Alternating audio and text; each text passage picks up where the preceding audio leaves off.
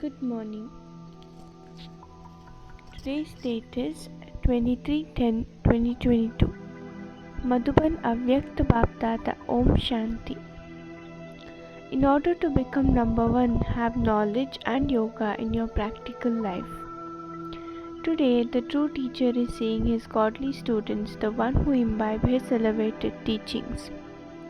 To what extent has each of you godly students imbibed these godly teachings? The teacher is one, the study is same, and yet you are number wise in how you study. The lesson everyone listens to every day is the Murli is same at every place. That is, the same lesson is studied. The Murli, that is, the lesson at every place is the same. There may be a difference in the date, but the Murli is the same. So why is it still number wise? Why are there numbers? Because the method of studying this godly study is not just to listen to it, but every elevated version has to be in your practical life. You all listen to the same thing, but it becomes number wise in your putting into practice. Everyone has the same aim. I should become number one. You do have the same, do you not? You have the aim of becoming number one, but you become number wise in the result. You have to put the aim in your qualifications, but you created a difference between the aim and the qualifications in doing so. There aren't many subjects in this study. You simply have to imbibe 4 subjects. So what is the difficulty about this? All the 4 subjects are related to one another. If you imbibe the one subject of knowledge completely in right way, that is, if you put every word of knowledge in your practical life, then that knowledge is just of 2 words. They are creator and creation, or alpha and beta. To have the clear understanding of the Father, the Creator, means that the introduction of the Supreme Soul and your relationship with Him becomes clear. The creation means the first creation. I am an elevated soul, and secondly, what my part as a soul is in this unlimited creation, that is, in this unlimited drama throughout the entire cycle. All you do have this knowledge clearly, do you not? However, to be an embodiment of an elevated soul and to play an elevated part at all times, you sometimes remember this and you sometimes forget. You have the knowledge of the 2 words. Yoga is also based on these 2 words, is it not? Therefore, yoga is automatically connected with knowledge. Those who are enlightened souls are definitely also yogi souls, and so knowledge and yoga are related, are they not? Therefore, would the dharana of those of you who are knowledgeable and yogi be elevated or weak? It would automatically be elevated, would it not? It would be easy, would it not? Or would there be difficulty in your dharana? Can you knowledgeable and yogi souls be weak in your dharana? No. However, some are this. Is it that they do not have knowledge and yoga? They are knowledgeable, but they do not have the stage of being an enlightened soul. They are those who try to have yoga, but they do not have a yogi life. The life is constant and it is natural. To have yogi life means that the original nature is that of a yogi. The sanskar of forgetfulness and the weakness of 63 births have become the original nature of few Brahmin lives, and they sometimes create obstacles to your efforts. Then no matter how much your attention is drawn either by yourself or by others to bring about a practical transformation, and even when you know and you understand the transformation should take place, and you also wish that, what do you still say? I do not want this, but it is my nature. It has become my natural nature. When their words and interaction are not filled with knowledge and they are not according to those of yogi life, what do they say? They say, my words are naturally like that. My tone of speaking is like that. Or they would say, my activity and my behavior are official and serious. You give it a very good name. It is not being forceful, but it is official. Your natural nature works according to your wishes and understanding. You do not have to make any effort for that. Similarly, every action of those who are knowledgeable and a yogi life is naturally filled with knowledge and yoga. That is, knowledge and yoga become their nature. Then, because of having that nature, they are naturally able to perform elevated actions full of wisdom. So, do you understand that nature makes everything natural? So, when knowledge and yoga becomes your original nature, it is known as being one who is knowledgeable and a yogi life. All of you are knowledgeable and all of you are yogi, but what is the difference? One category is those who listen and speak knowledge and put it into their lives according to their capacity. The second category is those who make knowledge and yoga the nature of their lives at every moment. All of you are students, but you become number wise because of this difference. Those who have the nature of being knowledgeable and yogi will naturally have dharana. Their nature and sanskars will naturally be embodiments of dharana. They do not have to make repeated efforts to imbibe this or that virtue because they would have made their lives on the basis of knowledge, yoga, dharana at the time of laying their foundation. This is why these three subjects become natural and automatic experience of such souls. This is why such souls are called easy yogi souls, easy knowledgeable souls, and souls who are easily embodiments of dharana. So all three subjects have a connection, and those who have such experiences will be full of this treasure. Such images of perfection automatically becomes master bestowers. A bestower means a server. A bestower cannot say without giving. By having sanskars of bestowers, the subject of service automatically becomes easy for them in practical way. Therefore, all four are related, are they not? If someone says, I have very good knowledge but I lack dharana, would you call that one a knowledgeable soul? You give this knowledge to others, but it is only because you have it that you can give. One is to understand and one is to have it in your life. All of you are very clever in understanding. You are also all clever in explaining. However, if you want to become number one, you must have the knowledge and yoga in your life. You will not be then number wise, but number one. So you were told today that the true teacher was seeing his godly students everywhere. What did he see? Where all of you have seen number one or number wise? What would the result be? Or do you think that only one would be number one and that you will come among those who are number wise? You can come into the first division. There is not just one in that. So check. If your stage fluctuates again and again due to any situation, that is, if you have to labor in your efforts again and again, it shows that in the main subject of knowledge, you have not put the lesson of the two words creator and creation in your practical life. You have not put them into your lives in the form of your original nature, your original sanskars, or in the form of easy nature. The natural nature and sanskars of a Brahmin life are to have a yogi life and a knowledgeful life.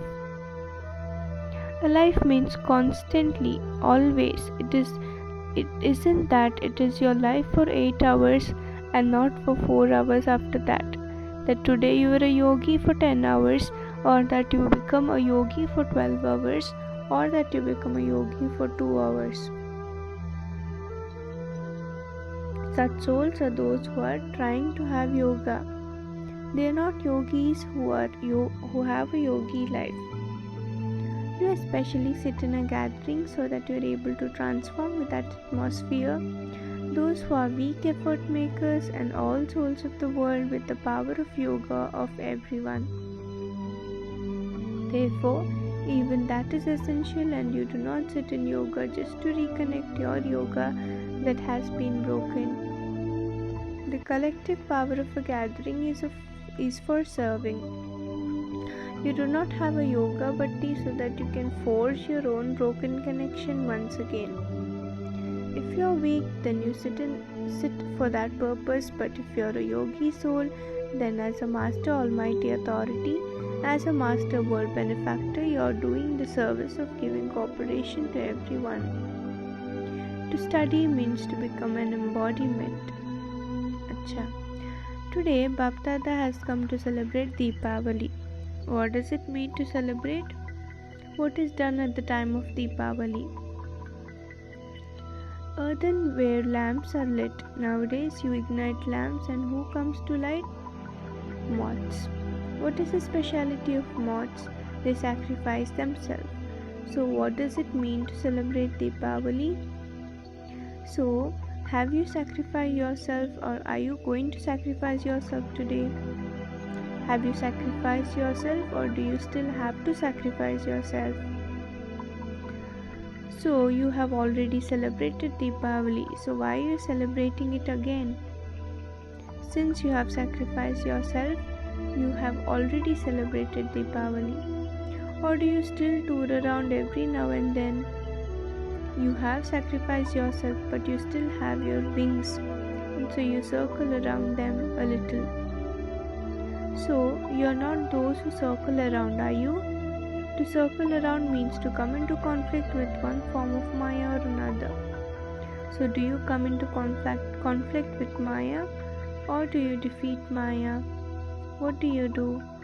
Do you sometimes gain victory and sometimes come into conflict? So, you celebrate Deepmala, your own memorial. It is your own memorial, is it not?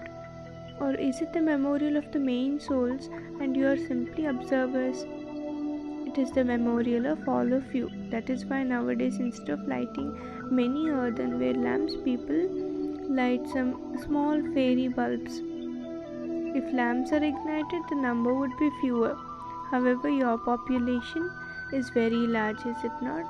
So, in remembrance of all of you, many tiny little bulbs are lit. So you are celebrating your own memorial. When you see the lamps, do you think that those are your own memorial? Do you remember this? The speciality of the confluence age is that the living lamps see their memorial of non-living lamps. You are here in living form and you are seeing the non-living memorial. In fact, the day that you celebrate Deepavali is the real date of Deepavali. This date has just been fixed by people of the world, but your date is your own. That is why the real date is the day that you Brahmins celebrate it. Whom do people ask when they fix any dates? They ask Brahmin priests. So today Bapdada is giving greetings of Deepmala to all the constantly ignited lamps in this land and the foreign lands. Bapdada is giving congratulations. Congratulations for Deepavali means congratulations for becoming full of all treasures. Acha, to such constantly ignited lamps, the true lamps who are forms of light and who dispel the darkness of others, to those who put all four subjects into their practical life at the same time, to such knowledgeable and yogi souls who put the qualification of the aim of becoming number one in all the subjects into their practical lives, to the souls who are embodiments of divine virtues, to the constant servers, the elevated world benefactor souls, love, remembrance and namaste from Bapdada.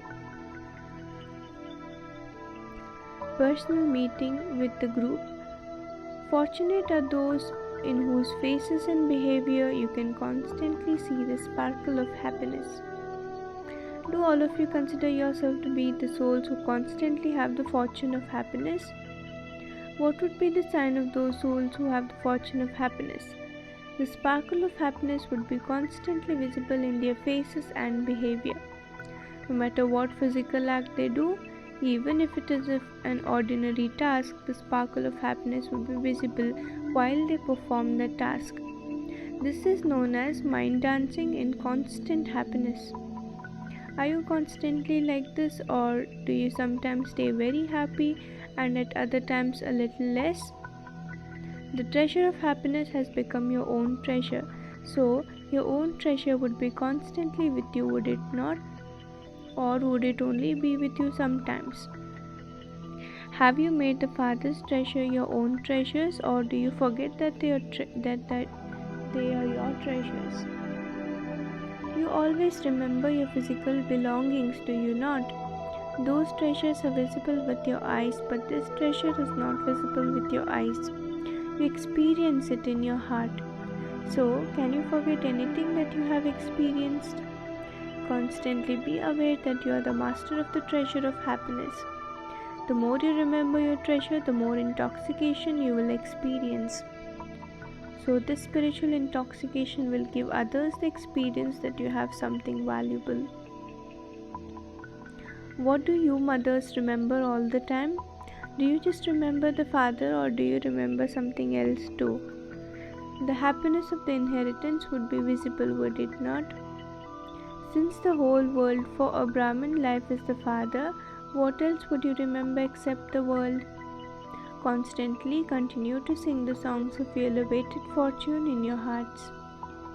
Would you be able to attain such an elevated fortune throughout the whole cycle?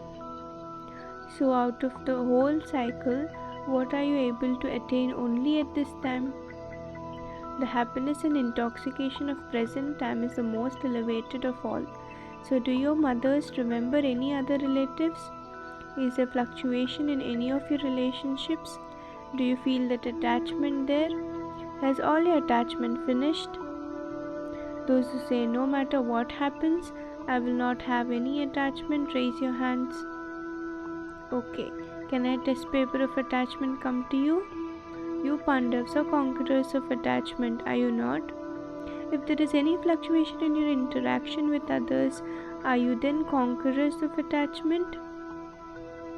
Even now, Maya gives you a paper every now and then. Do you pass it, or do you sometimes become a little slack when Maya comes? So continually sing songs of happiness. Do you understand? No matter what you lose, your happiness should not diminish. No matter in what form Maya comes, your happiness should not diminish. Only those who remain constantly happy to this extent have the fortune of happiness. Acha. Now, what wonder do those from Andhra and Karnataka have to perform? No soul should remain deprived. You have to give the message to each and every soul. Wherever you may be staying, all souls should receive the message. The more you give the message, the more your happiness will increase. Acha. Blessings. May you become courageous and constantly experience the flying stage with your wings of zeal and enthusiasm. In order to experience a flying stage, you need courage and the wings of zeal and enthusiasm. To achieve success in any work, the wings of zeal and enthusiasm are absolutely essential. If you don't have the zeal and enthusiasm, you won't achieve the success in your work, because when there is no zeal and enthusiasm, there is tiredness, and those who are tired cannot achieve success. Therefore, be courageous and continue to fly with zeal and enthusiasm, and you will reach your destination. Slogan: to give and receive blessings is elevated effort. To give and receive blessings is elevated effort. Om Shanti.